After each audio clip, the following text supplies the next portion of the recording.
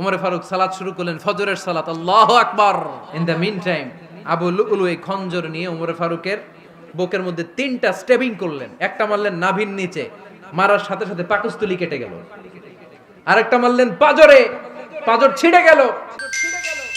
Islamic life, জীবন গড়ুন কোরআন সুন্নাহর আলোকে। আজকে আমরা সাইয়েদনা ওমরে ফারুকের বায়োগ্রাফি সম্পর্কে জানব। ওমরে ফারুক রাদিয়াল্লাহু তাআলা আনহু, the superhero of this উম্মাহ। এই উম্মার সুপার হিরো তিনি, ঠিক কি না? ওনার মুখের আগে লাঠি চলতো বেশি। সুবহানাল্লাহ পড়বেন না? মাঝে মাঝে লাঠি চালানোরও দরকার আছে না নাই? সাইয়েদনা ওমরে ফারুক আমাদের জন্য অনুপ্রেরণা। Is the real superhero of Muslim উম্মাহ। তিনি এই উম্মার রিয়েল সুপার হিরো। এজন্য ওনার জীবনী থেকে আমরা কিছু শিক্ষা নেওয়ার চেষ্টা করব ইনশাআল্লাহ। পড়েন সাইয়েদনা ওমরে ফারুক কিভাবে ইসলাম ধর্ম গ্রহণ করলেন, কিভাবে বিশ্বনবীর প্রাণের কলিজার টুকরা হলেন, এটা দিয়ে আমরা শুরু করি। আল্লাহ তাআলা সাইয়েদনা ওমরে ফারুকের হৃদয়ের মধ্যে 3টা ধাক্কা মেরেছেন, ইমানের ধাক্কা। আওয়াজ করে বলতে হবে কয়টা? জোরে বলেন তো কয়টা? 3টা ইমানি ধাক্কা। এক হচ্ছে বিশ্বনবীর দোয়ার ধাক্কা। এক কি? দোয়ার ধাক্কা। 2 হচ্ছে সূরা হাক্কা দিয়ে দিয়েছেন আল্লাহ এক ধাক্কা। সুবহানাল্লাহ পড়বেন না? 3 হচ্ছে সূরাতু তাহা দিয়ে আল্লাহ দিয়েছেন আরেকটা ধাক্কা। এই 3টা ইমানি ধাক্কা যখন সাইয়েদনা ওমর ফারুকের হৃদয়ে লাগলো, উনি পড়তে আরম্ভ করেছেন, আশহাদু আল্লা ইলাহা ইল্লাল্লাহ ওয়া আশহাদু আন্না মুহাম্মাদান আবদুহু ওয়া রাসূলুহু। চিল্লায়ে পড়েন আল্লাহু আকবার। বিশ্বনবী মক্কায় বসে বসে তাহাজ্জুদের সালাত পড়ে আল্লাহর কাছে দোয়া করলেন, আল্লাহুম্মা আইজ্জাল ইসলাম বিআহাব্বির রাজুলাইনি ইলাইক। ও আল্লাহ, 2 জন লোকের নাম বলবো, 2 জনের দরকার নেই। এই 2 জনের একজনকে আপনি ইসলামের সুশীতল ছায়া তলে এনে ইসলামকে বিজয় দান করে দেন। মুহূর্তের মধ্যে দোয়াটা কবুল করে নিয়েছে কে? বিশ্বনবী বললেন, আল্লাহ 2 জনের নাম বলবো আজকের দোয়ায়। আবি জাহাল ইবনে হিশাম, হয়তো হিশামের বেটা আবু জাহেলকে আপনি ইসলামের ভিতরে নিয়ে আসেন, কিংবা ওমর ইবনুল খাত্তাব, খাত্তাবের বেটা ওমরকে আপনি ইসলামের ছায়া তলে নিয়ে আসেন। ওমরে ফারুকের জন্য দোয়াটা কবুল করে নিয়েছে কে? মক্কার যে অবস্থা, আল্লাহর হাবিব সাল্লাল্লাহু আলাইহি ওয়াসাল্লাম বুঝলেন মক্কার এই 2 জনের একজন যদি আমার সাথে না থাকে তাহলে মক্কায় দাওয়াতি কাজ চালিয়ে যাওয়া যাবে। আল্লাহরে বললেন, আল্লাহ বেশি চাই না, এই 2 জনের একজন, হয় আবু জাহেল নয় ওমর, হয় আবু জাহেল নয় ওমর। বিশ্বনবী যখন দোয়া করলেন, এই দোয়ার একটা ইমানি ধাক্কা, নুরানি ধাক্কা সাইয়েদনা ওমর ফারুকের হৃদয়কে স্পর্শ করে ফেলল।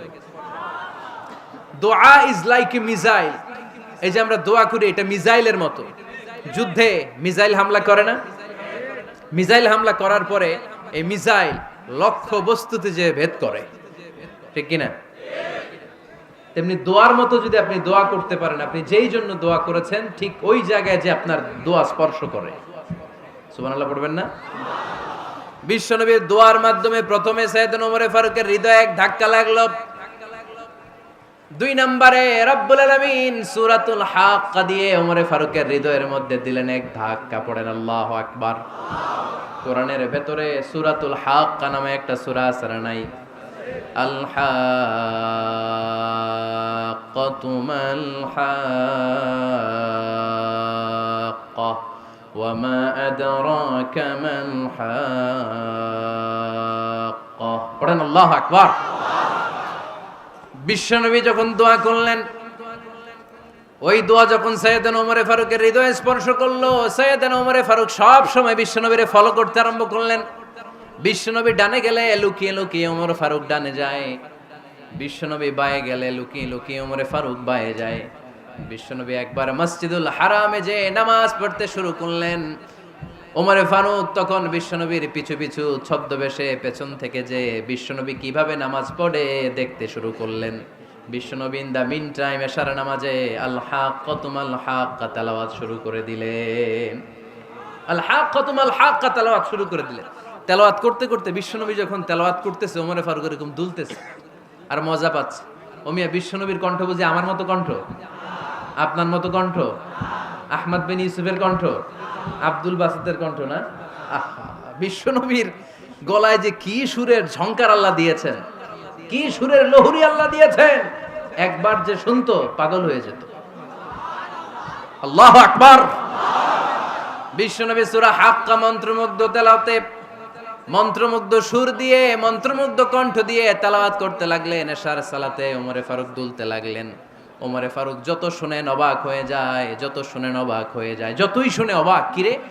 কারণ তিনি আরবি ভাষা বুঝতেন। এত সুন্দর শব্দের গাঁথনি, এত প্রাঞ্জল বর্ণনা, এত সুন্দর অন্তমিল, এটা কবিতা না হয়ে পারে না। উনি মনে মনে ভাবলেন এটা মনে হয় কবিতা। It might be poem, it could be poem. Muhammad মনে হয় কবি হয়ে গেছে, তার কাব্য প্রতিভা দিয়ে সে এটা বানিয়েছে। তা না হলে এত সুন্দর কথা, এটা কবিতা না হয়ে পারে। ইন দ্য মিন টাইম বিশ্বনবী কিন্তু দেখতেছে না যে পেছনে ওমর। বিশ্বনবী তেলাওয়াত করছিলেন।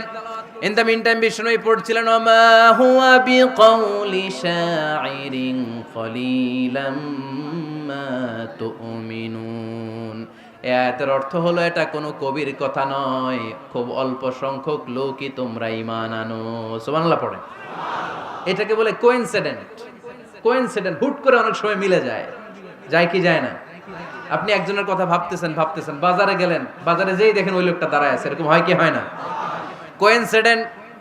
ওমরে ফারুক মনে মনে যেটা ভাবতেছে ওই কথা দিয়ে বিশ্বনবী তেলাওয়াত করতেছে। আল্লাহু আকবার। বিশ্বনবী যে আয়াত তেলাওয়াত করছিলেন, আয়াতের অর্থ হলো এটা কোনো কবির বানানো কবিতা না, খুব অল্প সংখ্যক লোকই তোমরা ঈমান আনো। ওমরে ফারুক আটকে উঠলেন, থমকে দাঁড়ালেন। ঘটনা কি? আমি মনে মনে ভাবলাম কি রে, এত সুন্দর কথা, এটা তো মানুষের কথা হতে পারে না, এটা নিশ্চয়ই কবিতা, কবির কথা।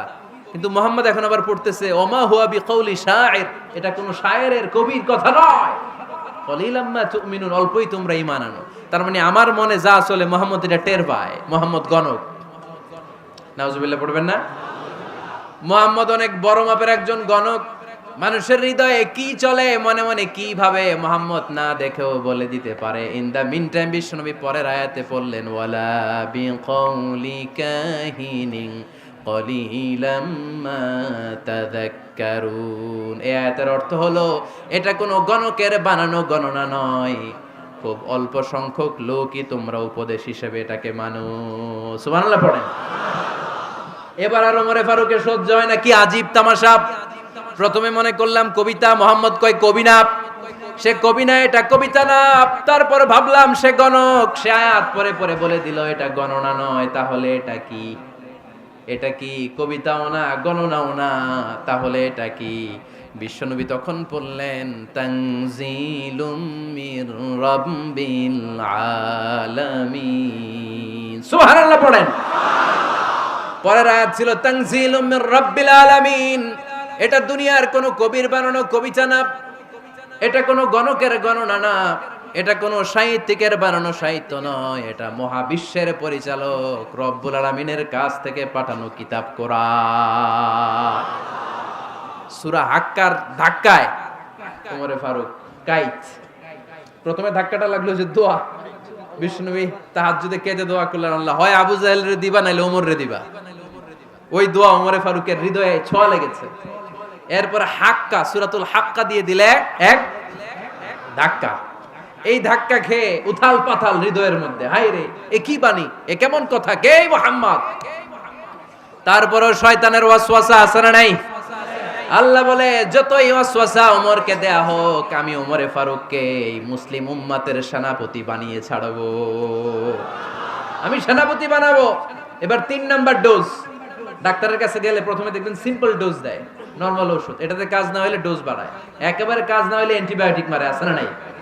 আল্লাহ প্রথমে দোয়ার ছোঁয়া লাগালেন, তারপর সূরা হাক্কা দিয়ে ধাক্কা মারলেন, এরপরে রব্বুল আলামিন বলেন এবার 3 নাম্বার ডোজ সূরা তহা দিয়ে আমি তোমার হৃদয়টারে উজালা বানায় দেব রে ওমর।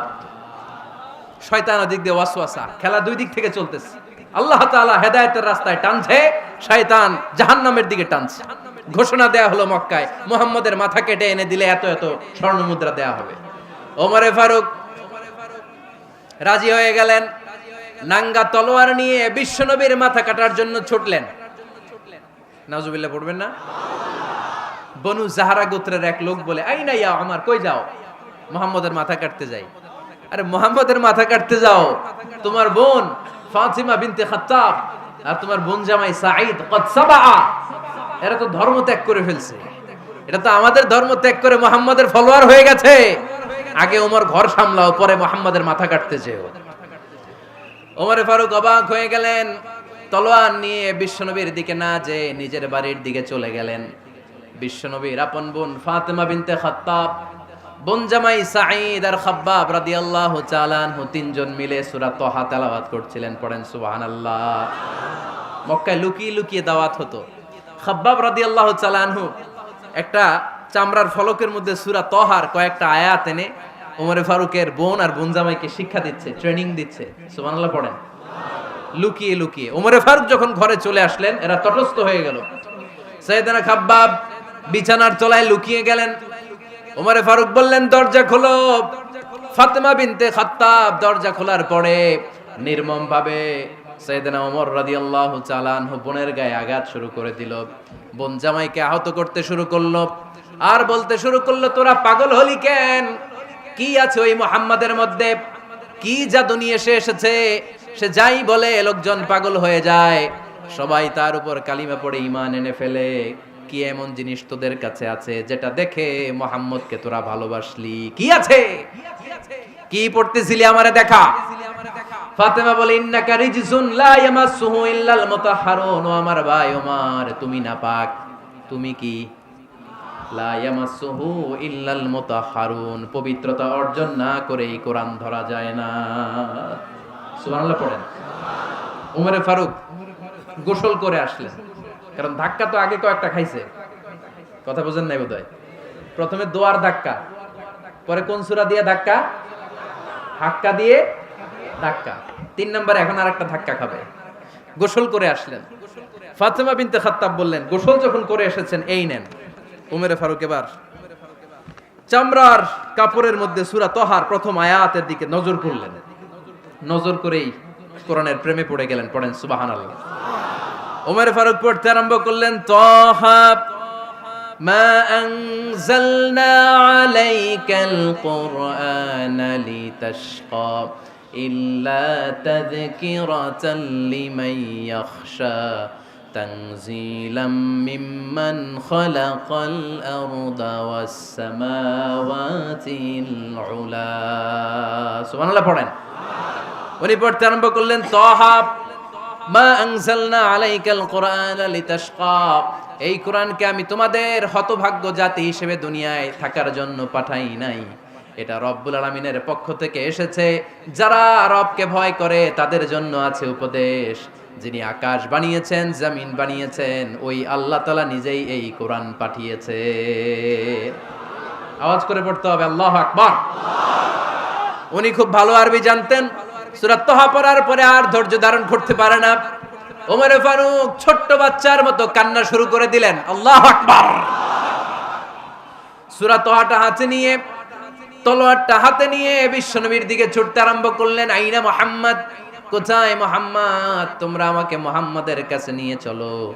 বিশ্বনবী তখন সাফা পাহাড়ের পাদদেশে দারুল আরকাম ইবনে আলকামের ঘরে লুকিয়ে লুকিয়ে কোরআনের দাওয়াত দিতেন। ওমরে ফারুককে পাগলের মতো ছুটে আসতে দেখে বিশ্বনবীর চাচা হামজা ইবনে আব্দুল মুত্তালিব বলল, নবী আপনি পালান। ওই যে খাত্তাবের বেটা ওমর আপনাকে অপমান করার জন্য, আক্রমণ করার জন্য তেরে এসেছে। সাহাবীরা বললেন, নবী আপনি পালিয়ে যান, আমরা সামাল দেব। বিশ্বনবী বললেন, না আমি পালাবো না, বরং তোমরা সরে যাও। ওমর ইবনুল খাত্তাবকে আমার দরবার পর্যন্ত আসতে দাও। আমার তো মনে হচ্ছে ওই যে তাহাজ্জুদের নামাজ শেষে চোখের পানি ছেড়ে যে আমি আল্লাহর কাছে দোয়া করেছি, আজকে আমার ওই দোয়াটা কবুল হতে শুরু করেছে। আমার তো মনে হচ্ছে আমার দোয়া কবুল হবে, আসতে দাও। ওমরে ফারুক এসে বললেন, আশহাদু আল্লা ইলাহা ইল্লাল্লাহ ওয়া আশহাদু আন্না মুহাম্মাদান আবদুহু ওয়া রাসূলুহু। আমি সাক্ষ্য দিলাম আল্লাহ ছাড়া কোনো ইলাহা নাই, নিশ্চয়ই আপনি আল্লাহর প্রেরিত বান্দা এবং রাসূল। পড়েন সুবহানাল্লাহ। ওমরে ফারুক যখন কালিমা শাহাদা পড়ে মুসলমান হয়ে বিশ্বনবীর হাতে হাত রাখলেন, মুসলিম সাহাবীদের মধ্যে খুশি আর আনন্দের বন্যা বয়ে গেল। মুসলিম হাতে গোনা সাহাবারা আল্লাহর প্রশংসা করলেন। বিশ্বনবী সাইয়েদনা ওমরে ফারুককে জড়িয়ে ধরলেন। ওমরে ফারুক এবার বিশ্বনবীরে বললেন, নবী গো, আলাসনা আলাল হক, আমরা কি সত্যের উপরে আছি নাকি আমরা ভুলের উপরে আছি? বিশ্বনবী বললেন, বালা নাহনু আলাল হক, আমরাই সত্যের উপরে আছি। সুবহানাল্লাহ পড়ে। আলাসনা আলাল হক, নবী আমরা কি সত্যের উপরে নাই? হ্যাঁ অবশ্যই ওমর তুমি সত্যের উপরে আছো। ওমরে ফারুক বললেন তাহলে ফাফিমাল ইখতিফা, তাহলে লুকায় লুকায় আর দাওয়াত দেব কেন? আমি তো কালিমা পড়ে ফেলছি, আসেন আমার সাথে বের হই। ফাফিমাল ইখতিফা, আর লুকায় লুকায় কেন? আসেন আমরা বাইরে বের হই।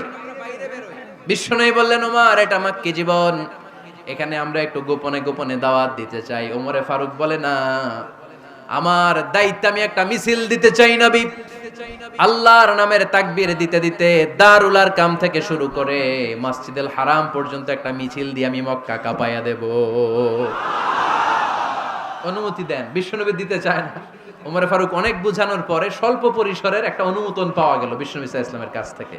কিন্তু মিছিল যে দিবে, মিছিলের জন্য লোকের দরকার আছে না নাই? এখানে লোক নাই, আমি একাই মিছিল দিতেছি। এটা জমবে? মিছিল জমবে? খুঁজে উনি 11 জন মুসলিম সাহাবা পেলেন। কয়জন? ওমরে ফারুক বললেন 11 জনই সই। এই 11 জন নিয়েই আমি আল্লাহর নামের তাকবীর দেব। 2 লাইন করলেন। কয় লাইন? 2 লাইন। পেছনে 6 জন, আর এই লাইনের নেতা বানালেন বিশ্বনবীর চাচা হামজাকে রাদিয়াল্লাহু তাআলা আনহু। আর সামনে 5 জন, তার আগে দাঁড়ালেন উনি নিজেই। তাহলে 6 6 12। বললেন এই 2 লাইনই আমরা তাকবীর দিতে দিতে, বেশি না, এই দারুল আরকামের ঘর থেকে, আপনারা জানেন যে সাফা মারওয়া এখন যে সাই হয়, এই সাফার পাদদেশে ছিল দারুল আরকামের ঘর। উনি বললেন এখান থেকে ওই যে কাবার গিলাফ দেখা যায়, কাবার গিলাফ পর্যন্ত আমরা এই তাকবীর নিয়ে ওখানে যাব। সুবহানাল্লাহ পড়বেন না? ওখানে উনি দাঁড়িয়ে ছোট্ট একটা ভাষণ দিয়েছিলেন। উনি বলেছিলেন মান আরাদা আন তাসকুলা উম্মু ওয়া ইয়াতামা ওয়ালাদু ওয়া তারমিলা যাওজাতুহু ফালিয়াসুদ্দানি। খেয়াল করে শুনেন, কান দুইটা খরগোশের কানের মতো খাড়া করেন। উনি এক বাক্যের একটা ভাষণ দিলেন। ভাষণ দিতে জানলে বড় ভাষণ দেয়া লাগে না। এক বাক্যের ভাষণ দিয়ে গোটা বিশ্বকে ঝাঁকুনি মারা যায়। চিল্লায় বলো ঠিক কিনা? ওমরে ফারুক এক বাক্যের একটা ছোট্ট ভাষণ দিলেন। মান আরাদা আন তাসকুলা উম্মু, কে আছো মায়ের এই মক্কায়, কে আছো মায়ের বুক খালি করতে চাও? ইয়াতামা ওয়ালাদু, কে আছো বাচ্চাগুলারে, নিজের সন্তানগুলোরে ইয়াতিম বানাতে চাও? কে আছো তারমিলা যাওজাতুহু, নিজের স্ত্রীকে বিধবা বানাতে চাও? ফালিয়া সুদ্দানি, বুকের পাটা থাকলে আমি ওমর রে থামাও।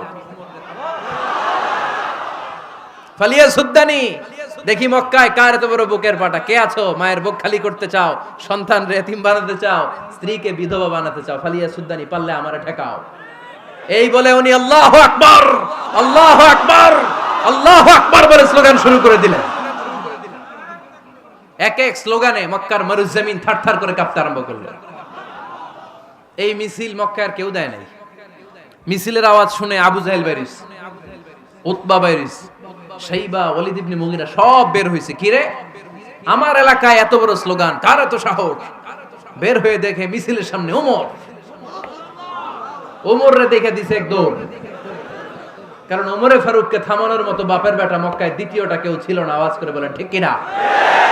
ওমরে ফারুক আল্লাহু আকবার, আল্লাহু আকবার বলে স্লোগান দিতে দিতে মসজিদুল হারামের ভেতরে ঢুকে গেল। কাবার গিলাফ ধরার পরে সেদিন মিছিল থেমেছে। ওই আল্লাহর নামের স্লোগান সেদিন কেউ থামাতে পারে নাই, কিয়ামত পর্যন্ত কেউ থামাতে পারবে না। চিল্লায় বলো ঠিক কিনা?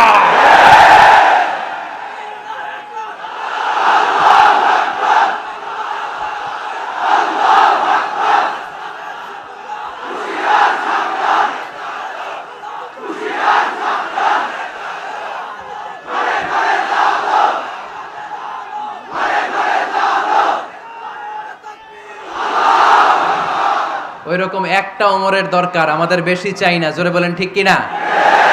দাও খোদা দাও আমায় আবার ওমর দারাজ দিল, দাও খোদা দাও আমায় আবার ওমর দারাজ দিল, দাও আলীর মতো বীর সেনানি, আলীর মতো বীর সেনানি জাগাতে নিখিল, দাও খোদা দাও আমায় আবার উমর দারাজ দিল। সুবহানাল্লাহ পড়েন। একটা উমর লাগবে। চিল্লায় বলেন কয়টা? ওই উমরের অপেক্ষায় বাংলাদেশ সহ গোটা মুসলিম উম্মাহ, ঠিক কি না? একটা উমরই যথেষ্ট। আমাদের সেন্ট্রাল লিডারশিপ নাই তো, আমাদেরকে এদিকে লাথি মারলে আমরা ওইদিকে যাই। ওদিক থেকে গুতা মারলে আমরা এদিকে যাই। আমাদের রিপ্রেজেন্টেটিভ, আমাদের প্রতিনিধিত্ব করার মতো কোনো কেন্দ্রীয় লিডারশিপ নেতৃবৃন্দ গোটা বিশ্বে নাই, ঠিক কি না? আমরা সেই ওমরে ফারুকের অপেক্ষায়, আমরা সেই ইমাম আল মাহাদির অপেক্ষায়। এই ওমরে ফারুক আমাদের মডেল, ঠিক কি না? থার্ড ইন পজিশন, এই পুরা উম্মতের মধ্যে ওনার পজিশন নাম্বার 3। 1 নাম্বার পজিশন বিশ্বনবীর, কার? 2 নাম্বার পজিশন কার? আবু বকর। 3 নাম্বার পজিশন কার? ওমরে ফারুকের। বিশ্বনবী বলতেন লা নবিয়্যা বা'দি, লা নবিয়্যা বা'দি, আমার পরে কোনো নবী নাই। ওয়ালা রাসূলা, আমার পরে কোনো রাসূলও নাই। আমার নবীর পরে আর কোনো নবী আছে? আমার নবীর পরে আর কোনো রাসূল আছে? এই যে কাদিয়ানি যে একটা সম্প্রদায় আছে, এরা কি মুসলিম নাকি অমুসলিম? মুসলিম সম্প্রদায়ের সাথে এদের কোনো সম্পর্ক নাই, চিল্লা বলেন ঠিক কি না? এরা যদি মুসলমান হতে চায়, আমার নবী দ্য লাস্ট মেসেঞ্জার বিশ্বনবীকে খাতামুন নবী হিসেবে সংবাদ সম্মেলন করে গোটা বিশ্বকে জানাই দিতে হবে, তারপরে তাদেরকে আমরা মুসলিম হিসেবে স্বীকৃতি দিব, চিল্লায় বলেন ঠিক কি না? তা না হলে তারা কোন ধর্মের এটাকে জানাই দিতে হবে। No inferiority complex, no identity crisis. Identity ক্রাইসিসে থাকা যাবে না। আপনারা কোন ধর্মের এটা জানায় দেন। আপনারা বিশ্বনবীরও শেষ নবী মানবেন না, আবার মুসলিম বলেও নিজেদেরকে ট্যাগ লাগাতে চাইবেন। সাধারণ মুসলমানরা এটা এই ধোঁকাবাজি মানে না, চিল্লায় বলেন ঠিক কি না? আমার নবীর পরে কোনো নবী নাই, আমার রাসূলের পরে কোনো রাসূল নাই, ঠিক কি না? আল্লাহর হাবিব বলতেন লাউ কানা বা'দি নাবিয়্যুন লাকানা উমর, তবে আমার পরে যদি নবী হওয়ার যোগ্যতা কারো থাকে, আমার ওমরের ওই যোগ্যতা আছে। সুবহানাল্লাহ পড়েন। প্রভু তুমি বলেছ রাসূল দেবে না, বলনি দেবে না ওমর, বলনি দেবে না হামজা তারি, খালিদ বিজয় সমর। প্রভু তুমি বলেছ রাসূল দেবে না, বলনি দেবে না ওমর, বলনি দেবে না হামজা তারি, খালিদ বিজয় সমর। প্রভু তুমি বলেছ রাসূল দেবে না। সুবহানাল্লাহ পড়েন। এজন্য আমরা একটা ওমর চাই। কয়টা? বেশি লাগবে? নেতার মতো নেতা কয়টা লাগে? জোরে বলেন কয়টা? Enough, that's enough. Omar Farooq our superhero. ওনার সাথে বিশ্বনবী সাল্লাল্লাহু আলাইহি ওয়াসাল্লামের মুসাহারার সম্পর্ক ছিল। ওমরে ফারুক যে বিশ্বনবীর শ্বশুর, এটা অনেকে জানেই না। ওমরে ফারুক রাদিয়াল্লাহু তাআলা আনহু বিশ্বনবীর শ্বশুর ছিলেন। এটা আজকে নতুন শুনছেন, কে কে হাত তোলেন? দেখছেন হুজুর? সঠিক বলছি না আমি? অনেকে আমরা জানিই না। মাশাআল্লাহ, জানতে লজ্জা নাই, শিখতে লজ্জা নাই। লজ্জা হচ্ছে অজ্ঞতায় আর মূর্খতায়, ঠিক কি না? আমরা শিখতে রাজি আছি। যে কথা বলে আমরা তার ছাত্র। আমার আগে হুজুর কথা বলতেছিলেন, আমরা ছিলাম ছাত্র। এখন আমি কথা বলতেছি, এখন আমরা সবাই হয়ে গেছি ছাত্র, ঠিক কি না? যিনি বলেন তিনি শিক্ষক, বাকিরা আমরা ছাত্র, ঠিক কি না?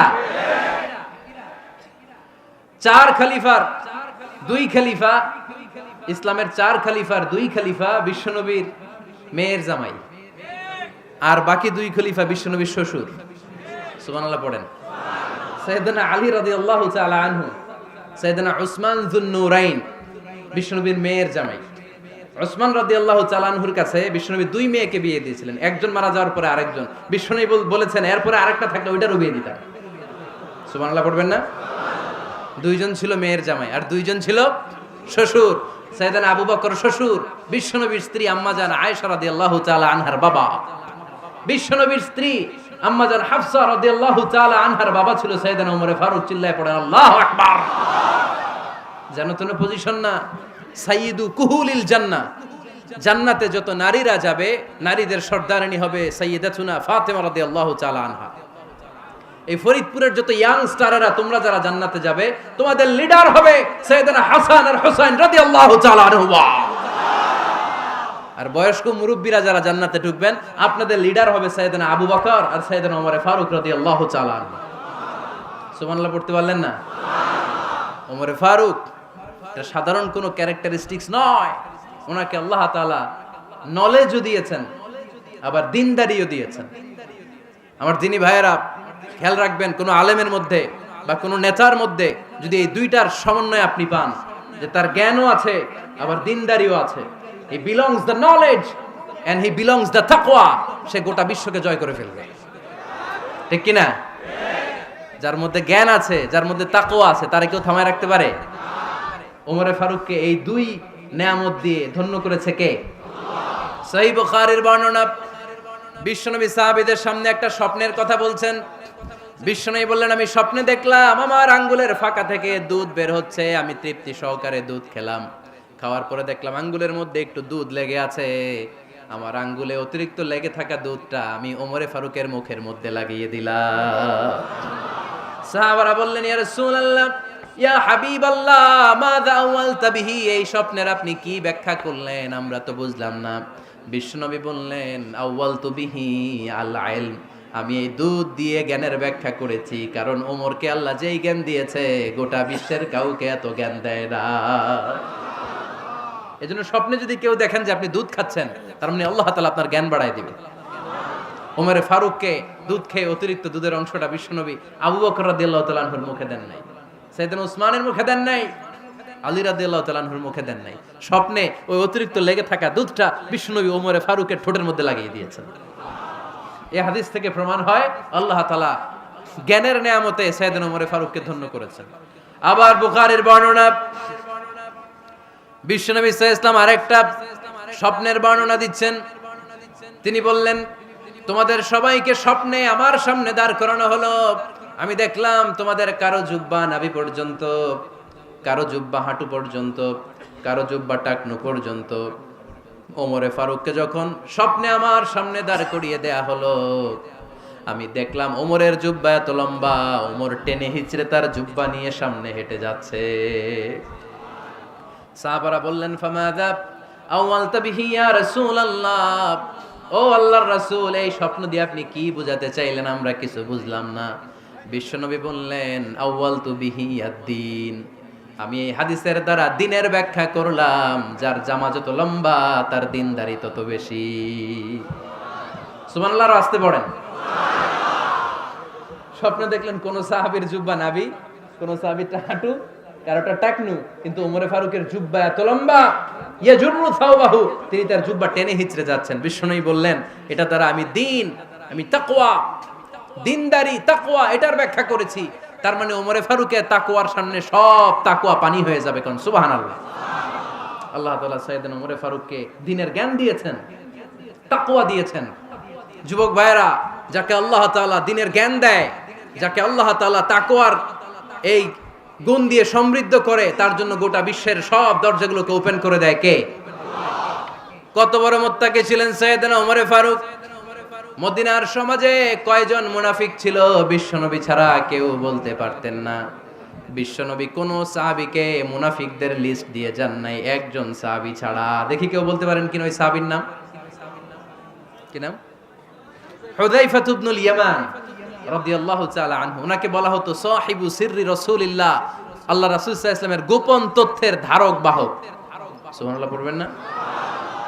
বিশ্বনবী ইন্তেকালের আগে মদিনার সমাজে মোট কয়জন মুনাফিক আছে, এই তথ্য আবু বকরকে বলেন নাই, ওমর রাদিয়াল্লাহু তাআলা আনহুকে বলেন নাই, উসমান রাদিয়াল্লাহু তাআলা আনহু, আলী রাদিয়াল্লাহু তাআলা আনহু, আশারাতুল মুবাশশিরিনা বিল জান্নাহ কোন সাহাবীকে বলেন নাই। শুধুমাত্র কেবলমাত্র একমাত্র হুযায়ফা ইবনুল ইয়ামান রাদিয়াল্লাহু তাআলা আনহুর কাছে মুনাফিকদের লিস্টে বিশ্বনবী দিয়ে গিয়েছেন।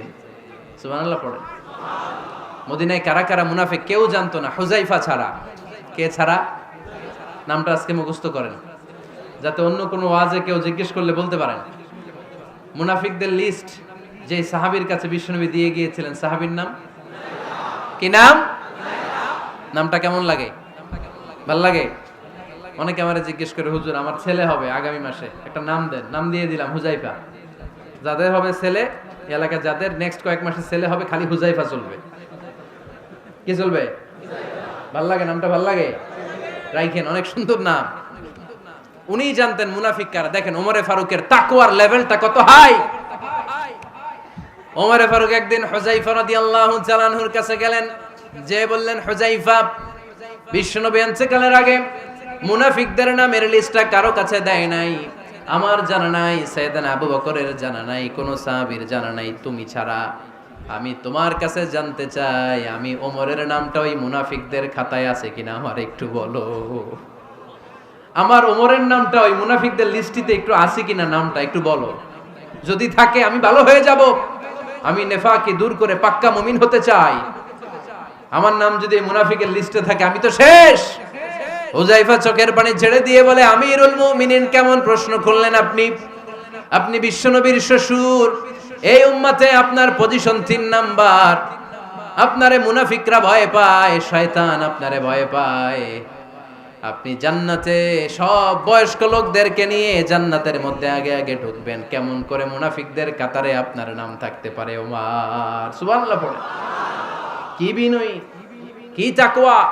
হুযায়ফাকে যে ধরতেন, হুযায়ফা একটু বলো না আমার নামটা মুনাফিকদের লিস্টিতে আছে কিনা। ওমরে ফারুকের যদি এই টেনশন থাকে যে আমি মুনাফিক হয়ে গেলাম কিনা, আমাদের এই টেনশন থাকার দরকার আছে না নাই? হ্যাঁ, যেন সব সময় আল্লাহর কাছে দোয়া করতে হবে, আল্লাহ তুমি নেফাকি থেকে আমাদেরকে বাঁচাও। আরো জোরে পড়েন আমিন। ওমরে ফারুক রাদিয়াল্লাহু তাআলা আনহু আমাদের সুপার হিরো, আমাদের সবাই বলেন আমাদের। উনি কত বড় সুপার হিরো শুনেন। উনি জুমার খুতবা দিচ্ছেন। কি দিচ্ছেন? মসজিদে নববীতে খুতবার মাঝখানে হঠাৎ বললেন, ইয়া সারিয়াতাল জাবাল, ইয়া সারিয়াত ইবনে জানিমিল জাবাল। এই কথা বলেই আবার খুতবা দিতে শুরু করলেন। ওনার এই ইয়া সারিয়াত ইবনে জানিমিল জাবালের সাথে আগের কথারও কোনো মিল নাই, পরের কথারও কোনো মিল নাই। জুমার নামাজের পর মুসল্লি সাহাবারা ধরলেন, বললেন, ইয়া আমিরাল মুমিনিন। খুতবার মাঝখানে হঠাৎ করে ইয়া সারিয়াত ইবনে জালিমিল জাবাল বলে আপনি চিৎকার করলেন কেন? আপনার এই বাক্যের সাথে আপনার খুতবার আগের বাক্যের কোনো মিল নাই, আপনার খুতবার পরের বাক্যেরও কোনো মিল নাই। এই কথা আপনি কারে বললেন, কারে উদ্দেশ্য করে বললেন? এই কথার তাৎপর্য কি আমাদেরকে বুঝিয়ে বলেন। ওমরে ফারুক বললেন, আমি যখন খুতবা দিচ্ছি আমি দেখতে পেলাম ওই যে কয়েক মাস আগে আমি আমার মুসলিম সেনাবাহিনী পারস্যে আক্রমণের জন্য পাঠিয়েছি, বর্তমান ইরান, ইরানের ওই বিশাল এলাকাতে পারস্যে আমি আমার ব্যাটালিয়ন পাঠিয়েছি। আমি হঠাৎ করে দেখতে পেলাম আমার মুসলিম বাহিনীর সেনাপতি যুদ্ধের এক পর্যায়ে তার ডানে আছে উপত্যকা, বায়ে আছে পাহাড়, সে পাহাড়ি রাস্তা ছেড়ে দিয়ে উপত্যকার দিকে যেতে শুরু করেছে। আমি দেখতে পেলাম আমার মুসলিম বাহিনী যদি উপত্যকার দিকে ছুটে বেড়ায়, কাফির মুশরিকরা আমার মুসলিম বাহিনীকে কচুকাটা করে ফেলবে। তাই আমি এখান থেকে তাদেরকে কমান্ড দিয়ে বলেছি, ইয়া সারিয়াতাল জাবাল, উপত্যকার দিকে নয় পাহাড়ের দিকে যাও, তাহলেই তোমাদের বিজয় নিশ্চিত হয়ে যাবে। উপত্যকার দিকে যেও না, ইলাল জাবাল, ইলা সারিয়াতিল জাবাল, পাহাড়ের দিকে ছোট। সাহাবারা অবাক, ঘটনা কি? উনি বসে আছেন মদিনায় মসজিদে নববীর মিম্বারে দাঁড়িয়ে, উনি যদি ইয়া সারিয়াতাল জাবাল বলে, এটা কি ইরানে যাবে নাকি? ও মিয়া, তখনকার সময়ে বর্তমানের মতো মোবাইল ছিল নাকি, ইন্টারনেট ছিল নাকি, কিছু ছিল? খালি মুখে আমি যদি বলি ইয়া সারিয়াতাল জাবাল, এটা ইরানে যাবে, ইন্ডিয়া যাবে, ঢাকায় তো যাবে না, ফরিদপুর শহরেই তো বসবে না, ঠিক কিনা? কিন্তু এটা আমিরুল মুমিনিন বিশ্বাসী সাহাবারা বিশ্বাস করে নিল। কিছু মুনাফিক ছিল, এরা কয় না ঝামেলাস, এটা তো সম্ভব না। এক কাজ করি, এই সেনাপতি যখন বিজয়ী বেশে মদিনায় ফিরে আসবে আর আমরা ধরবো। এরা দিন গুনতে লাগলো, এই সেনাপতি মুসলিম বাহিনী নিয়ে পারস্য জয় করে কবে ফিরে আসবে। এই মুনাফিকের দলগুলো কখনো সেনাবাহিনীকে অভ্যর্থনা জানাতে যেত না, কিন্তু এইবার সবার আগে মদিনার উপকণ্ঠে যে সেনাপতিদেরকে অভ্যর্থনা জানানোর জন্য ফুল নিয়ে রেডি, ফুল নিয়ে দাঁড়ায়। সেনাপতি ঢুকার সাথে সাথে ধরছে, এই সেনাপতি কোত্থেকে আসছে? কয় পারস্য জয় করে আসছি। কয় এমন এমন দিন, জুমার দিন দুপুর বেলা যুদ্ধের মাঝখানে আমিরুল মুমিনিনের কণ্ঠের কোন কথাবার্তা শুনছো নাকি? সেনাপতি অবাক, কয় তোমরা জানলা কেমনে? শুনছি তো। সুবহানাল্লাহ পড়বেন না? আমরা যুদ্ধে একটা ভয়ঙ্কর অবস্থার মধ্যে ছিলাম, পেছন থেকে শত্রুরা আমাদেরকে আক্রমণ করতে শুরু করে দিল। ডানে যাব না বায়ে যাব, সামনে যাব নাকি পেছনে যাব, রাস্তা খুঁজে পাচ্ছি না। ডান দিকে ছিল আমাদের উপত্যকার রাস্তা, বাঁ দিকে ছিল পাহাড়ি পথ। আমরা সোজা পথ হবে মনে করে উপত্যকার দিকে ছুটতে আরম্ভ করলাম। হঠাৎ করে আমিরুল মুমিনিনের কণ্ঠ বজ্র কণ্ঠে আমার কানের মধ্যে ভেসে আসলো।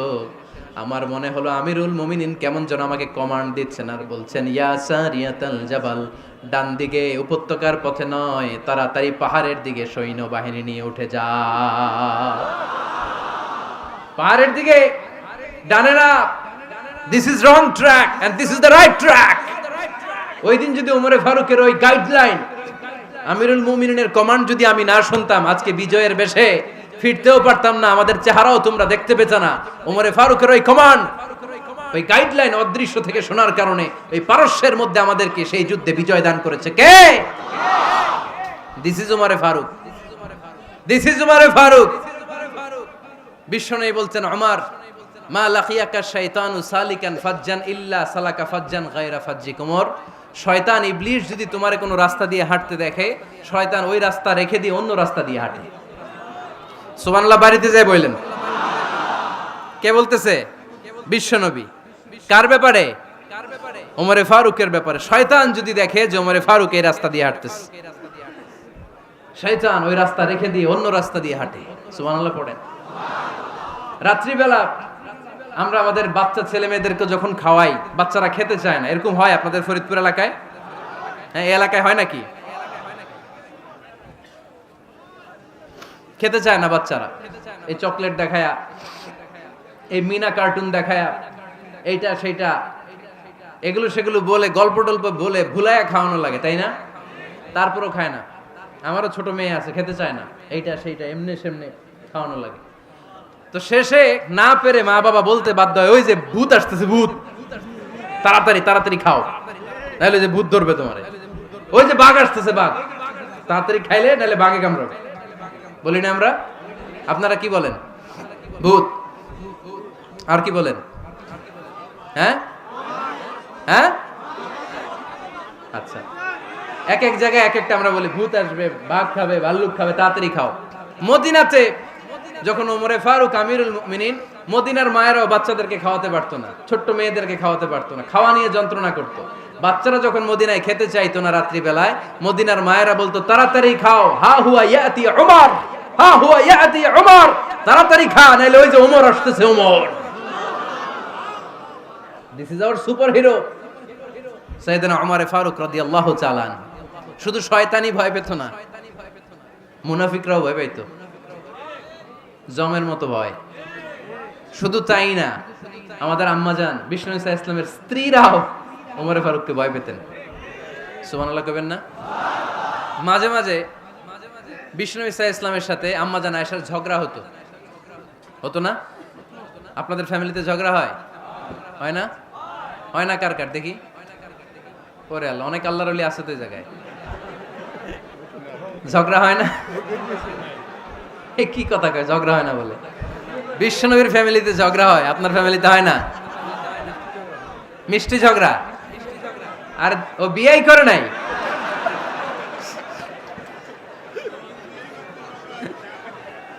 ঝগড়া তো হবেই, দাম্পত্য জীবনের মজাটাই তো এখানে। কখনো ঝগড়া, কখনো আনন্দ, একটু বৃষ্টি, একটু রোদ, একটু হাসি, একটু কান্না, ভালো লাগা, ভালোবাসা শেয়ার করে নেয়া, মিলেমিশে একাকার হয়ে যাওয়া, ঠিক কিনা? তো আল্লাহর হাবিব সাল্লাল্লাহু আলাইহি ওয়াসাল্লামের সাথে আম্মাজান আয়েশার ঝগড়া হতো। তো একদিন ঝগড়া হয়ে দুইজন রেগে আছে।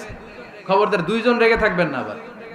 একজন রাগলে আরেকজন থেমে যাবেন, কারণ এই ছোট্ট ঝগড়া থেকে এটা অনেক সময় বিচ্ছেদের দিকে গড়ায়।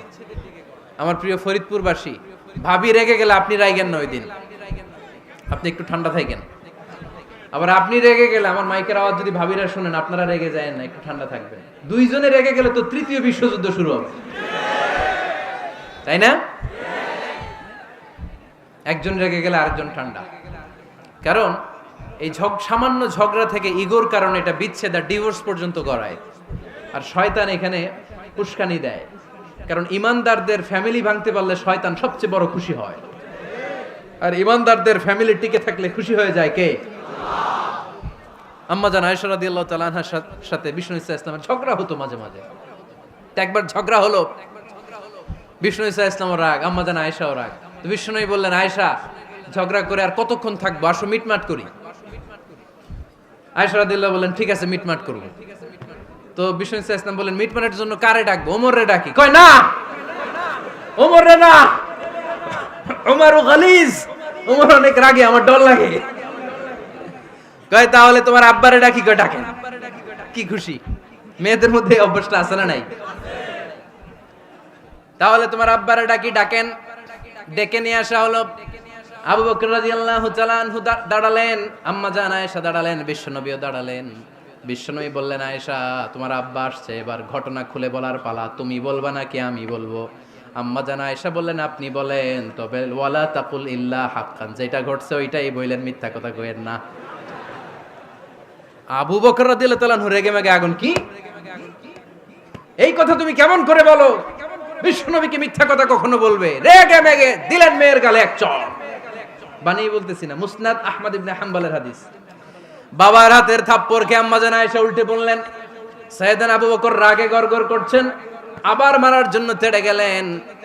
এবার বাঁচার জন্য আম্মা জান আয়েশা বিশ্বনবীর পিছনে যে আশ্রয় নিলেন, বিশ্বনবী বাঁচানোর জন্য দুই হাত মেলে দাঁড়িয়ে গেলেন। পড়েন সুবহানাল্লাহ। বিশ্বনবী যখন দুই হাত মেলে দাঁড়িয়ে গেলেন, সাইয়েদনা আবু বকর রাদিয়াল্লাহু আনহু থেমে গেলেন। সাইয়েদনা আবু বকর রাদিয়াল্লাহু তাআলা আনহু ঘর থেকে বের হয়ে বারান্দায় দাঁড়ালেন। পড়েন সুবহানাল্লাহ। এবার বিশ্বনবী আম্মা জান আয়েশার কাছে যেয়ে বলেন, ইয়া আয়েশা কাইফা রাআইতিনি আনকাসতুকি মিনার রাজুল, দেখছো কেমনে বাঁচাইলাম? আমি না থাকলে ভর্তা বানাই ফেলতো আজকে। আমি বাঁচাইছি তোমারে, আমি, আমার লগে ঝগড়া করো তুমি। লজ্জায় পড়ে আম্মা জান আয়েশা খিলখিল করে হেসে দিলেন, বিশ্বনবীও হেসে দিলেন। দুইজনের হাসির মধুর আওয়াজ শুনে সাইয়েদনা আবু বকর বাইরে থেকে অবাক, কিরে এতক্ষণ না ঝড় তুফান, এখন দেখি হাসি। সালাম দিয়ে অনুমতি নিয়ে ভিতরে ঢুকলেন। ঢুকে দেখেন আম্মা জান আয়েশাও হাসে, বিশ্বনবীও হাসে। এ হাসি দেখে আবু বকর রাদিয়াল্লাহু আনহু হেসে দিলেন। আরশের উপর থেকে খুশি হয়ে গেলেন কে? এবার সাইয়েদনা আবু বকর রাদিয়াল্লাহু তাআলা আনহু বললেন, ইয়া রাসূলুল্লাহ আশিকানি ফি সিলমিকুমা কামা আশরাকতুমানি ফি হারবিকুমা। ও নবী, যুদ্ধ লাগলে, দুইজন যুদ্ধ লাগলে মীমাংসার জন্য যেমনি আমারে ডাকেন, এরকম হাসি আর আনন্দের মুহূর্তেও আমারে একটু ডাইকেন। আশিকানি ফি সিলমিকুমা কামা আশরাকতুমানি ফি হারবিকুমা। নবী, আপনাদের মধ্যে ঝগড়া লাগলে সন্ধি করার জন্য আমারে যেমনি ডাকেন, আপনাদের হাসি খুশি আনন্দ খুনসুটি এই মজাদার মুহূর্তগুলোতে আমারে বঞ্চিত রাখেন না, আমার একটু ডাইকেন। সুবহানাল্লাহ পড়েন। এই মুসনাদ আহমদ ইবনে হাম্বলের হাদিস শোনার উদ্দেশ্য হচ্ছে, বিশ্বনবী প্রথমে ওমরে ফারুকের নাম বলেছিলেন। সাইয়েদনা আয়েশা বলে, না আমি ডরাই। হাইবাত, দিস ইজ কল্ড হাইবাত ওমর। একবার বিশ্বনবীর সব বিবিরা ধরলেন, ও নবী আমাদেরকে এটা দেন, ওইটা দেন, ঘরে এইটা নাই, ওইটা নাই, ওইটা নাই। বিশ্বনবীকে, আমার কাছে কিচ্ছু নাই, যদি এমনি আমার বউ হয়ে থাকতে চাও থাকো, তাহলে যা, তা না হলে যা লাগবে কিনে দেব, সাথে সাথে তালাকও দিয়ে দিব। কিছু দিতে পারবো না, আমার নাই তো, সামর্থ্য নাই। কিন্তু বিবিরাও ছাড়া না, এটা দেন ওইটা দেন। বিশ্বনবী রহমতের নবী, বিবিদেরকে বুঝাতেও পারেন না। বিবিরা আবদার করতেছে, নবী এটা লাগবে, ওইটা লাগবে। ইন দ্য মিন টাইম বিশ্বনবী একজনের সালাম শুনতে পেলেন। কে যেন দরজায় দাঁড়িয়ে বলতেছে, আসসালামু আলাইকুম। বিশ্বনবী দরজার দিকে তাকালেন, তাকিয়ে বললেন, ওয়া আলাইকুমুস সালাম। আর বুঝতে পারলেন এটা আমার ওমরের সালাম। সালাম দেওয়ার পরে বিবিদের দিকে তাকায় দেখে একজন বিবিও নাই, সব অন্দর মহলের ভিতরে দৌড়। সুবহানাল্লাহ পড়তে পারলেন না? This is our super hero Omar. এরকম ওমর একটা লাগবে, চিল্লায় বলেন কয়টা? একটা ওমর গোটা বিশ্বকে সোজা করে দিবে। একটা ওমর সবল আর দুর্বলের সব পার্থক্য দূর করে দিবে। মাজলুমের উপর জালিমের অত্যাচারের অবসান ঘটায় দিবে। গোটা বিশ্বটাকে সাম্য, মৈত্রী, ভালোবাসার ইনসাফ দিয়ে পরিপূর্ণ করে দিবে। সেই ওমরের অপেক্ষায় আমরা। নিজের ছেলেকে 80টা বেত মেরেছেন। কয়টা? 80টা বেত মেরেছে। এই ব্যাপারে অনেকগুলো বর্ণনা পাওয়া যায়। সবচেয়ে সহি বর্ণনা হচ্ছে মুয়াত্তা ইমাম মালিকের বর্ণনা। ওমরে ফারুক রাদিয়াল্লাহু তাআলা আনহুর ছেলে আব্দুর রহমান মারুফুন বিআবি শাহমা ছিলেন মিশরে। ওখানে নাবিজ খেয়েছিলেন। নাবিজ হচ্ছে আরব দেশের লোকেরা দুধের মধ্যে শক্ত খুরমা রাত্রেবেলা ঢেলে দিত। ঢেলে দিলে সারা রাত ওই খুরমার রসটা দুধের সাথে মিশে দুধটা লাল হয়ে যেত। এটারে সকালবেলা খেত, খুব সুস্বাদু। এটাকে বলে নাবিজ। কিন্তু এটা রাতে ভিজাইলে সকালেই খাইতে হয়, রেখে দিলে আবার একটু সমস্যা হয়। এটা অনেকটা তারির মতো হয়ে যায়, মাতলামি চলে আসে। তো ওমরে ফারুকের ছেলে নাবিজ খেয়েছেন, মদ খাননি, নাবিজ, কিন্তু নাবিজ খাওয়াতে সাকরান চলে এসেছে। সাকরান চলে আসাতে এটা যখন প্রমাণিত হয়েছে, আমর ইবনে আস রাদিয়াল্লাহু তাআলা আনহু নাকি 80 বেত মেরেছেন মিশরে। কয় বেত? নিয়ম হচ্ছে সবার সামনে, কিন্তু সবার সামনে না মেরে একটু গোপনে মেরেছে। এই তথ্য যখন ওমরে ফারুকের কাছে এসেছে, উনি বললেন না, মারতে হবে সবার সামনে, আলাদা মারলা কেন? ও মদিনায় ফিরে আসলে আমি আবার 80টা মারব। মদিনায় ফিরে আসার পরে সাইয়েদনা ওমরে ফারুক ওই আগের 80টারে আর ধরেন নাই, নিজ হাতে আবার 80টা বেত মেরেছেন। এই বেত মারার 1 মাস পরে এই আবু শাহমা ইন্তেকাল করেছে। অনেক ঐতিহাসিক বলে এই বেতের আঘাতে মরেছে, কেউ কেউ বলেছে নিজের রোগের কারণে মরেছে। কিন্তু দিস ইজ দ্য ইনসাফ সিস্টেম অফ ওমর। নিজের ছেলে বলে ছেড়ে দেয় নাই। এখন নিজের ছেলে হইলে 7 খুন মাফ, নেতার ছেলে হইলে 10 খুন মাফ, এলাকার মোড়লের ছেলে হইলে 10 খুন মাফ। নো পার্সিয়ালিটি ইন ইসলাম। ইসলামে পার্সিয়ালিটি নাই। আপনি নেতার ছেলে হন, আপনি বিজনেস ম্যাগনেটের ছেলে হন, আপনি যেই হন না কেন, ইসলামের দৃষ্টিতে সবাই সমান। চিল্লায় বলেন ঠিক কি না? বানু মখজুমিয়া গোত্রের এক নারী চুরিতে ধরা পড়ল। সাহাবারা বললেন, নবী, মদিনার সবচেয়ে ভেরি প্রেস্টিজিয়াস এন্ড ডিগনিফাইড ফ্যামিলির মেয়ে, আপনি হাত কাটেন না, কারণ ইসলামের নিয়ম চুরি করলে কি কেটে দাও? বিশ্বনবী বললেন, বলো কি? হাত না কাটার জন্য তোমরা আমাকে রেকমেন্ড করছো? এটা আল্লাহর আইন, পৃথিবীর কেউ রেকমেন্ড করলো শোনার ক্ষমতা আমার নাই, কারণ আইনটা দিয়েছে কে? লাউ কানাত ফাতিমাতু বিনতি মুহাম্মাদিন সারাকাত লাকাতা মুহাম্মাদুন ইয়াদাহা। আরে বনু মাকসুমিয়া মেয়ে তো দূরের কথা, আমার কলিজার টুকরা ফাতেমাও যদি আজ চুরিতে ধরা পড়তো, তার হাত কেটে দিতে আমি 1 মিনিটও দেরি করতাম না। দিস ইজ ইসলাম। এই হচ্ছে ওমরে ফারুকের মানাকিব। এরকম ওমরে ফারুক কয়টা লাগবে? আওয়াজ করে বলতে হবে, কয়টা লাগবে? একটা লাগবে। এই সাইয়েদনা ওমরে ফারুক মদিনার প্রথম চিফ জাস্টিস ছিলেন। সর্বপ্রথম উনার পরামর্শে সাইয়েদনা আবু বকর রাদিয়াল্লাহু তাআলা আনহু কোরআনকে সংকলন করেছেন।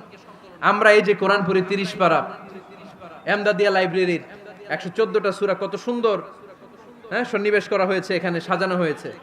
আল্লাহর হাবিব সাল্লাল্লাহু আলাইহি ওয়াসাল্লামের সময় কি এরকম কোরআন ছিল নাকি? ছিল না। খেজুর পাতার মধ্যে, গাছের বাকলের মধ্যে, ওটের বড় হাড্ডির মধ্যে আর পাথরের মধ্যে খোদাই করা কোরআন ছিল। সাইয়েদনা আবু বকরের সময় রাদিয়াল্লাহু তাআলা আনহুর সময় যুদ্ধ হলো, 70 জন হাফেজ সাহাবী ইন্তেকাল করলেন। সাইয়েদনা আবু বকর রাদিয়াল্লাহু তাআলা আনহুকে ডেকে ওমরে ফারুক বললেন, ও আবু বকর, এইভাবে হাফেজে কোরআন সাহাবীরা যদি দুনিয়া থেকে বিদায় হয়ে যায়, আল্লাহর কোরআনও তো বিদায় হয়ে যাবে। আমার পরামর্শ হলো আপনি সব বয়োজ্যেষ্ঠ সাহাবীদেরকে একসাথে করে কোরআনের সব কাগজগুলোকে একসাথে করে একটা নির্ধারিত কপির মধ্যে কোরআনকে সংকলন করে ফেলেন। সাইয়েদনা আবু বকর বললেন, যেটা আমার নবী করে না, এটা আমি কেমনে করি? কিন্তু ওমরে ফারুক নাছরবান্দা বলে না, এটা করলে কোনো খারাপ হবে না, ভালোই হবে। মুসলিম উম্মার জন্য এক জায়গায় কোরআন সন্নিবেশিত থাকবে, আপনি করেন। সাইয়েদনা আবু বকর রাজি হয় না, ওমরে ফারুকও ছাড়ে না। ওমরে ফারুক বলতে বলতে বলতে বলতে এমন ভাবে সাইয়েদনা আবু বকর রাদিয়াল্লাহু তাআলা আনহুকে ধরলেন, সব শেষে সাইয়েদনা আবু বকর ওমরে ফারুকের কথায় কোরআন সংকলনে রাজি হয়ে গেলেন। পড়েন সুবহানাল্লাহ। উনি বললেন, ওমর যখন আমাকে বারবার বুঝাতে লাগলো, আল্লাহ তাআলা আমার হৃদয়টা ওমরের কথা শোনার জন্য খুলে দিলেন। আল্লাহ তাআলা কেমন যেন আমাকে ইলহাম করলেন, আবু বকর করো, এই কাজের মধ্য দিয়ে আমি আমার কোরআনকে গোটা বিশ্বে জীবিত রেখে দেব। This is Omar. এই যে আমরা হিজরি সনের যে আমরা গণনা করি, এই হিজরি সনের প্রবর্তক হচ্ছে সাইয়েদনা ওমরে ফারুক। সুবহানাল্লাহ নাই? আপনাদের মনোযোগ আছে না গেছে? কই ঘুমায় গেলেন মনে হয়? তাকবীর দেন তো একজন আওয়াজ করে।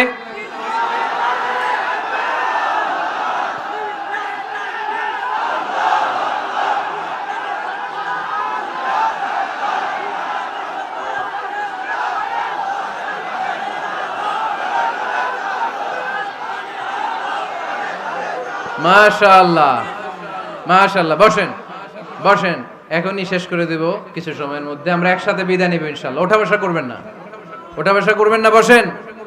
সাইয়েদনা ওমরে ফারুক এই হিজরি সনের গণনা শুরু করেছেন। সাহাবারা বলল, আমিরুল মুমিনিন, খ্রিস্টানদের ঈসাই সন আছে, আমাদের মুসলমানদের কোনো সন নাই। আমাদের একটা সন থাকলে আমাদের জিজিয়া নিতে, আমাদের জাকাতের টাকা উত্তোলন করতে অনেক সুবিধা হবে। ওমর ফারুক বললেন, তাহলে কোন সালকে হিজরি, কোন সালকে মুসলিম সাল হিসেবে আমরা ঘোষণা দিতে পারি? একজন বলল, আমার নবী যেই সালে জন্মগ্রহণ করেছেন ওই সালে। ওমর ফারুক বললেন, না, আমার নবীর জন্ম আমাদের জন্য খুশির দিন, কিন্তু এটা আমাদের জন্য প্রেরণা নয়। প্রেরণা নবীর কাজে, ঠিক কিনা? আরো কিছু সাহাবারা বলল, তাহলে যেই সালে আমার নবী ইন্তেকাল করেছে ওইটারে প্রথম সাল ধরেন। ওমর ফারুক বললেন, না, যেদিন তিনি ইন্তেকাল করেছেন এটা আমাদের দুঃখের দিন, এটা আমাদের প্রেরণা নয়। আমাদের প্রেরণা হচ্ছে বিশ্বনবীর ত্যাগ, তিতিক্ষা আর কাজের মধ্য দিয়ে। জোরে কোন ঠিক কিনা? ওমর ফারুক বললেন, যেদিন বিশ্বনবী ইসলাম রক্ষায় নিজের মাতৃভূমি ছেড়ে মক্কা থেকে মদিনায় গিয়েছেন ওই দিনটাকে হিজরি প্রথম দিন ধরে আমরা হিজরি সাল গণনা করে শুরু করে দেব। ওইটাই হচ্ছে হিজরি সন। সেখান থেকে হিজরি সনের প্রবর্তন করেছেন সাইয়েদনা ওমর ফারুক রাদিয়াল্লাহু তাআলা আনহু। এই যে স্টেট গভর্নমেন্ট, এই যে প্রিজন, জেলখানা, ক্যান্টনমেন্ট, সচিবালয়, গণভবন, বঙ্গভবন, মুক্তিযোদ্ধাদের ভাতা, রাষ্ট্রীয় ভাতা, এই সব নিয়ম কানুন সাইয়েদনা ওমর ফারুক তার রাষ্ট্রীয় আমলে তিনি নিজে করেছেন। চিল্লায় পড়েন আল্লাহু আকবার। মুসলমানদের আলাদা কারেন্সি, নিজস্ব মুদ্রা ব্যবস্থা নিজে চালু করেছেন। সৈনিকদের মধ্যে যারা বিবাহিত প্রতি 6 মাস অন্তর অন্তর 1 মাসের ছুটি কাটাতে তারা ফিরে আসবে, সাইয়েদনা ওমর ফারুক চালু করেছেন। চিল্লায় আওয়াজ করে পড়েন আল্লাহু আকবার।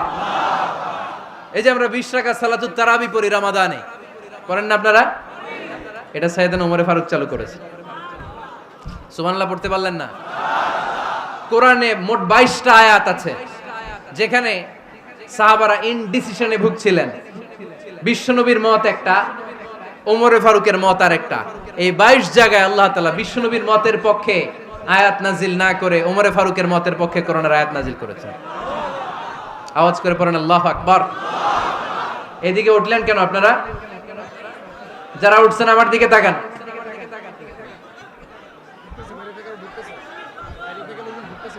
কিছু ভিতরে ঢুকতেছে, কিছু বাইরেতেছে না?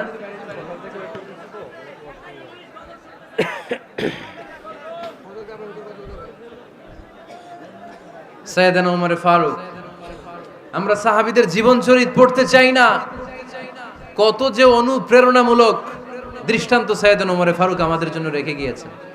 ওমর ফারুক যখন খলিফা, দিনের বেলায় যদি রাষ্ট্রে কোনো নিয়ম জারি করতেন, দিনের বেলায় জনগণকে কোনো বিষয়ে যদি নিষেধ করতেন, রাত্রে বেলায় খাওয়ার সময় ফ্যামিলি মেম্বারদের সবাইকে বলতেন, এই দিনের বেলা আমি জনগণকে এই কাজ করতে নিষেধ করেছি, তোমরা আমার ফ্যামিলি মেম্বার, খবরদার তোমরা এই কাজ করো না।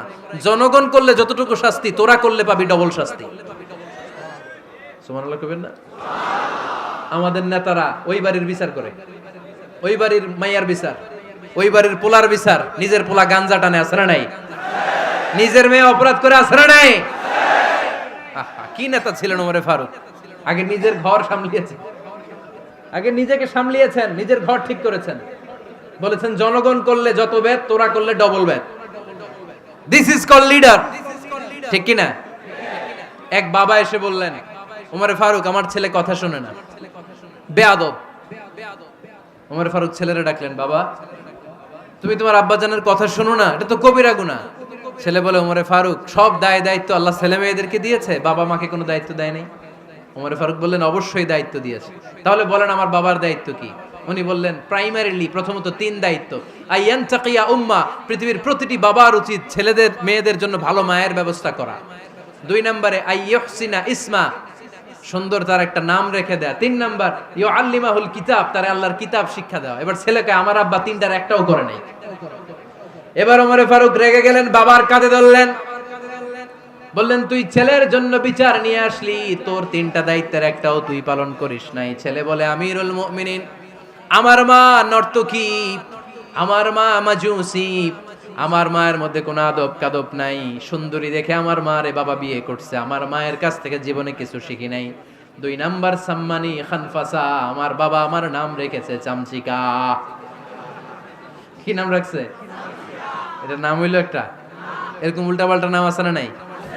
না, এগুলো রাখবেন না। আব্দুল্লাহ রাখবেন, আব্দুর রহমান রাখবেন। আরেকটা কি বলছি আজকে? হুজাইফা রেখে দিয়েন, পারবেন? ওয়ালাম ইউআল্লিমনি হারফাম মিন কিতাবিল্লাহ আমিরুল মুমিনিন, শুধু তাই না, আল্লাহর কোরআনের একটা অক্ষর আমার বাবা কোনোদিন আমারে শিক্ষা দেয় নাই। ওমর ফারুক রেগে গেলেন, এবার বাপের কান্দে ধইরা মারতে শুরু করলেন। তুই পোলার নামে বিচার নিয়ে আইছিস, তোরে মাইর দিমু আগে। এরকম নেতার দরকার আছে না নাই? মদিনায় এক লোক তার বউরে রাগের চোটে 100 তালাক দিয়ে ফেলছে। কয় তালাক দেয়ার নিয়ম কয়টা? দিছে কয়টা? এবার স্ত্রী কাঁদতে কাঁদতে এসে বলে, আমিরুল মুমিনিন দেখেন, আমার স্বামী আমারে রেগে মেগে 100 তালাক দিছে। ওমর ফারুক বললেন, দইরা নিয়ে আয় এটারে। নিয়ে আসা হলো। ওমর ফারুক বললেন, কয়টা তালাক দিয়েছো? কয় 100টা। কেন দিছো? কয় মাথা গরম আছিল। এরকম আছে না? তালাক দেওয়ার সময় সব তালাক, তুই তালাক, তোর মা তালাক, তোর বোন তালাক, সব তালাক। তালাক দিবে ওয়াইফ রে, দিতেছে সবাই রে। তোমার ফারুক বললেন, দিবে 3টা, 100টা দিলা কেন? কয় মেজাজ গরম ছিল। কয় দাঁড়া, আত-তালাকু মিন শাআইরিল্লাহ, তালাক হচ্ছে আল্লাহর দেয়া বিধানের একটা নিদর্শন, এটা নিয়ে তুই খামখেয়ালি করলি। আমার রায় শোন, আমার রায় হচ্ছে 3 তালাকে তোর বউ তালাক, বাকি 97 তালাক তোর পিঠের উপরে পড়বে। এরকম বিচারের দরকার আছে না নাই? এরকম দৃষ্টান্তমূলক বিচার যদি বাংলার জমিনে দেয়া হতো, আর কোন নারী ধর্ষিতা হতো, আর কোন নারীকে অ্যাসিড মারা হতো, আর কোন নারী যৌতুকের জন্য কান্না করত, একটা আমল লাগবে, বেশি না। কয়টা লাগবে? তিনি গভর্নর সিস্টেম চালু করেছিলেন, governor system, Islamic state. Bahrain, Yemen, মিসর, কুফা, বসরা, মক্কা, মদিনা, এই 7 জায়গায় 7 জন গভর্নর পাঠিয়েছেন। তাদের থেকে তথ্য নিতেন। এই গভর্নর সিস্টেম উনি বানিয়েছেন। সাইয়েদনা আমর ইবনে আল-আস রাদিয়াল্লাহু তাআলা আনহুকে পাঠিয়েছেন মিশরে। মিশরে একটা দৌড় প্রতিযোগিতা হতো। ওই দৌড় প্রতিযোগিতায় আমর ইবনে আল-আস রাদিয়াল্লাহু তাআলা আনহুর ছেলে অংশগ্রহণ করেছে। কিন্তু এক মিশরি ওই দৌড় প্রতিযোগিতায় চ্যাম্পিয়ন হয়ে গেছে, আর রানার্স আপ হয়েছে আমর ইবনে আল-আসের ছেলে। এবার মিশরি ফার্স্ট আর গভর্নরের ছেলে সেকেন্ড।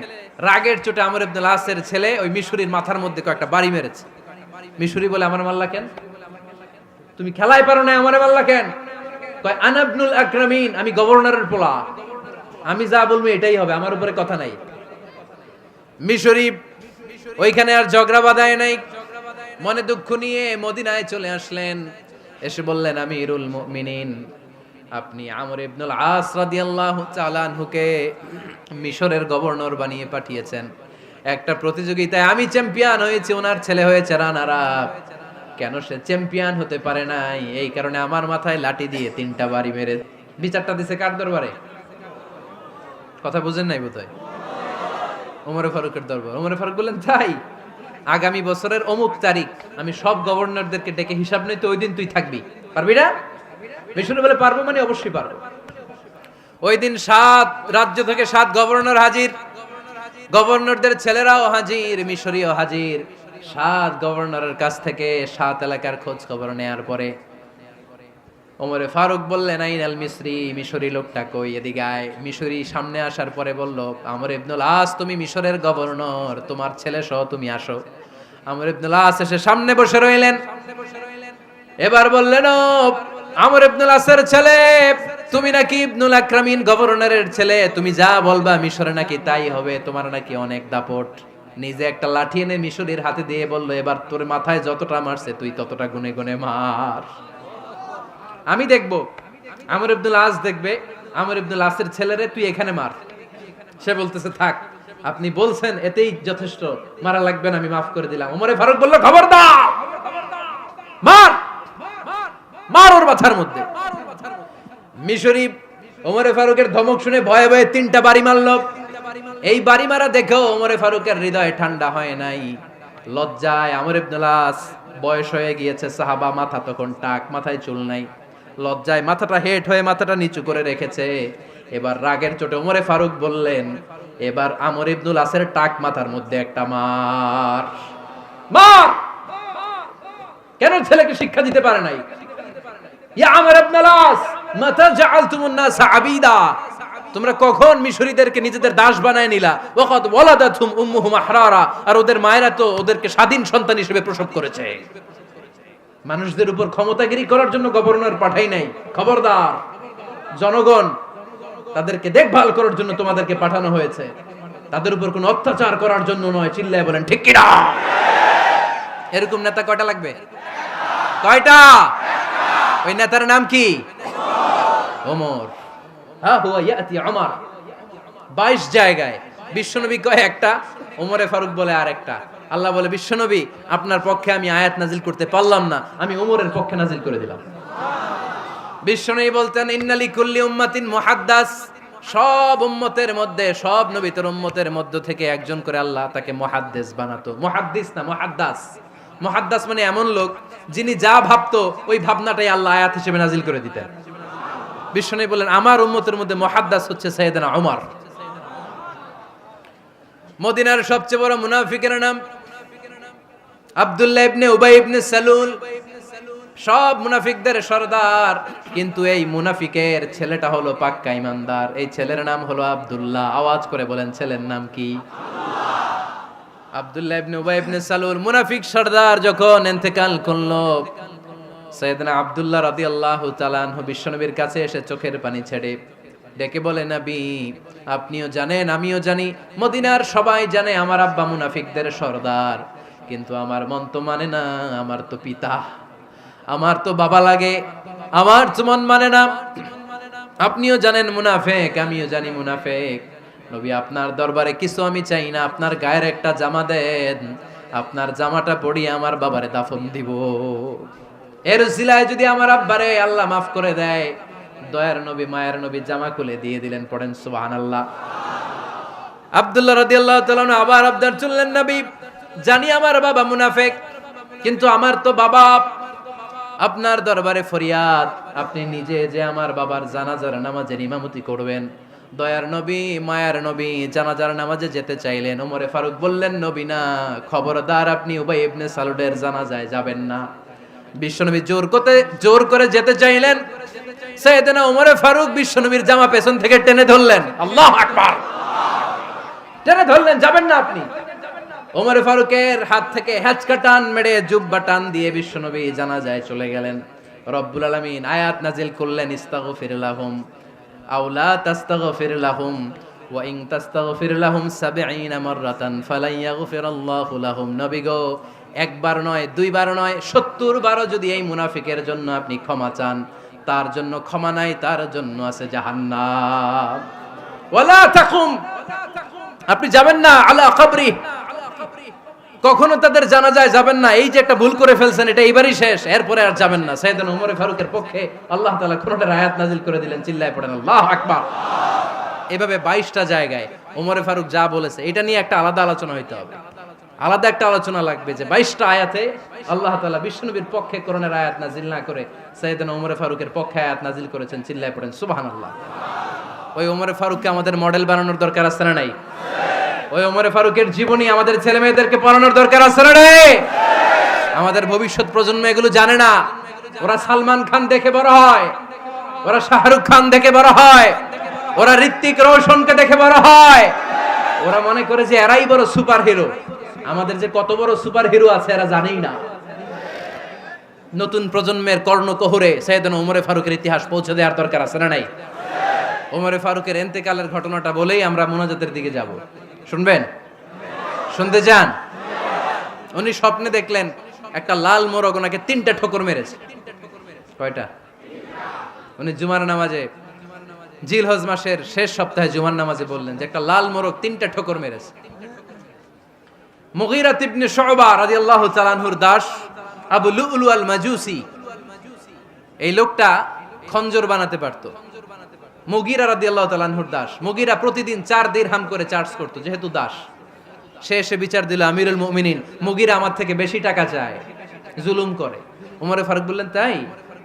তুমি কি কাজ জানো? বলে, আমি খঞ্জর বানাতে জানি। বাড়ি কই? পারস্য। আরে তুমি খঞ্জর বানাতে জানলে তো 4 দিরহাম অনেক কম, সে তো আরো বেশি টাকা নেওয়া দরকার ছিল তোমার থেকে। আবু লুলুর এই কথা পছন্দ হয় নাই। সে কয়, ওমর তুমি সবারে দয়া দেখাও আর আমার ক্ষেত্রে কঠিন নিয়ম বানাইলা, দাঁড়াও এই নিয়ম তোমার আমি দেখাবো। এই রাগে সে বাড়িতে যে একটা খঞ্জর বানালো। কি বানালো? খঞ্জর চিনেন? ছোট্ট ছুরি। কিছুদিন আগে ওমানের সুলতান কাবুস ইন্তেকাল করেছে, জানেন আপনারা?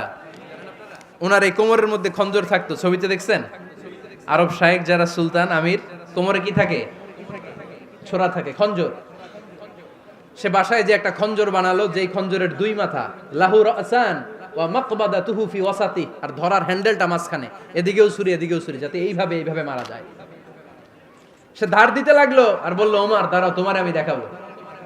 ওমরে ফারুক মসজিদে নববীর ইমাম, ফজরের নামাজের সময় এ আবু লুলু আল মাজুসি বুরনুস পরে, চাদর পরে,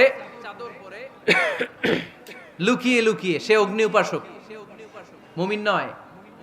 ওমরে ফারুককে অ্যাটাক করার জন্য গেলেন মসজিদে নববীতে। ওয়াকানু ইউসাল্লুনা বিগালাস, তখন ওনারা অন্ধকারে নামাজ পড়তো।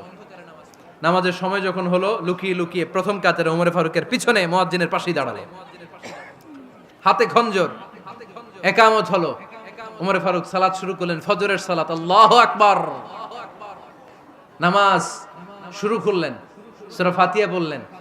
আরেকটা সূরা যখন পড়তে যাবেন, in the mean time Abu লুলু এই খঞ্জর নিয়ে ওমরে ফারুকের বুকের মধ্যে 3টা স্টেবিং করলেন। একটা মারলেন নাভির নিচে, মারার সাথে সাথে পাকস্থলী কেটে গেল। আরেকটা মারলেন পাজরে, পাজর ছিঁড়ে গেল। 3টা মারার পরে ওমরে ফারুক বললেন, কাতালানি আল কাল, এক কুকুর আমাকে মেরে ফেলেছে। পেছন থেকে এক সাহাবীকে টান মেরে সামনের দিকে নিয়ে গেলেন, তুমি নামাজের ইমামতি করাও। আর ওমরে ফারুককে বাকিরা ধরাধরি করে পেছনে নিতে আরম্ভ করলেন। আর এই আত্মাই আক্রমণ যে করেছে, সে কাতারের মাঝখান দিয়ে যেতে আরম্ভ করলো আর দুই দিকে ছুরি মারতে আরম্ভ করলো। 13 জন সাহাবীর গায়ে ছুরি মেরেছে, 7 জন সাহাবা স্পট ডেথ, জায়গায় মৃত্যু। এই ভয়ঙ্কর অবস্থা দেখে এক সাহাবী বুরনুস, এক ধরনের জুব্বা আছে মাথাওয়ালা, অনেকে জ্যাকেট পরছেন না এরকম মাথাওয়ালা, লম্বা জুব্বা আছে, আরবরা শীতে পরে মাথাওয়ালা। এই মাথাওয়ালা জুব্বা বের করে এক সাহাবী জালের মতো তার দিকে উড়ায় মারলো। ওই বুরনুসের মধ্যে পেঁচিয়ে আবু লুলু মাটিতে পড়ে গেল আর সুইসাইড করে ফেললো, নিজের বুকে নিজে মেরে আত্মহত্যা।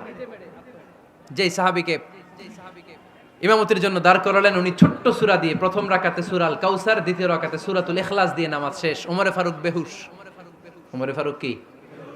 হ্যাঁ, বেহুশ। সবাই কান্নাকাটি করতেছে, সবাই দেখতে গেলেন, এখন হুঁশ ফিরে না।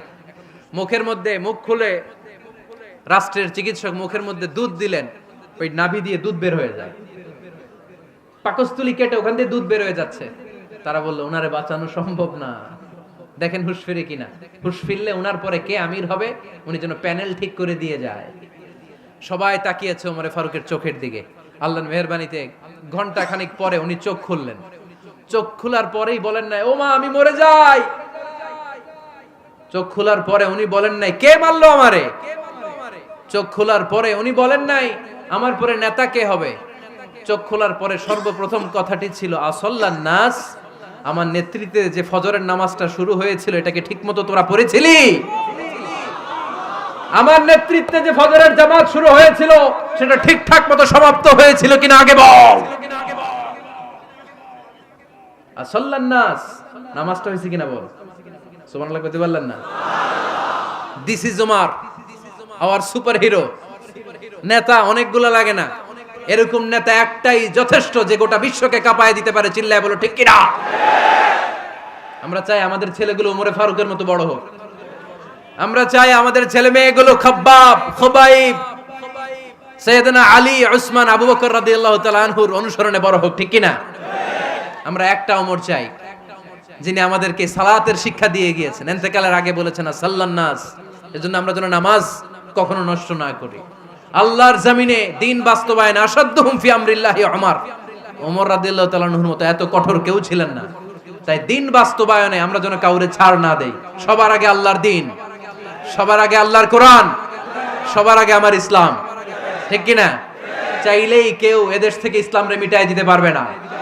যে দেশে আল্লাহু আকবার ধ্বনির সাথে সাথে সূর্য উঠে যায়, আল্লাহু আকবার ধ্বনির সাথে সাথে সূর্য ডুবে যায়, সে দেশে আর কিছু থাকবে না থাক, আমার ইসলাম থাকবেই। আর কিছু থাকবে না থাক, আমার কোরআন থাকবেই। সে ইসলামের সাথে থাকতে রাজি আছেন তো? কোরআনের সাথে থাকতে রাজি আছেন তো?